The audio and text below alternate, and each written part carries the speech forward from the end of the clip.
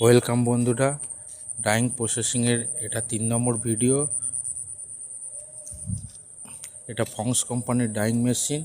এই মেশিনের সম্বন্ধে আপনাদের বিস্তারিত কিছু আলোচনা করব। মশুন বন্ধুরা, এটা 3 চেম্বারের ডাইং মেশিন। 750 কিলো কাপড় একসঙ্গে কালার করা যায়।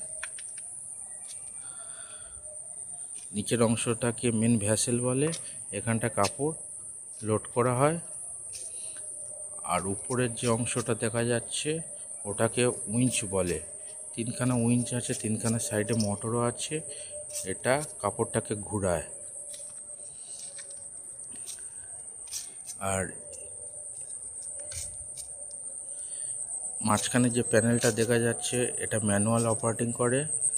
এটাতে মেশিন স্টপ করা যায়, কাপড় ধরার জন্য এটা স্টপ করা যায়। আনলোডিং, লোডিং, উইঞ্চের স্পিড এগুলো অ্যাডজাস্ট করা যায়। এটা বন্ধুরা ইলেকট্রিক প্যানেল, এবং যে মনিটর দেখা যাচ্ছে এখানটায় অপারেটররা অপারেটিং করে।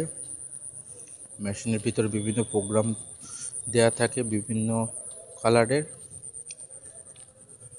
এটা মেন ইলেকট্রিক প্যানেল। এখানে ড্রাইভ, কন্ডাক্টর, এনসিবি সমস্ত মেশিনের কানেকশান এখান থেকে গিয়েছে।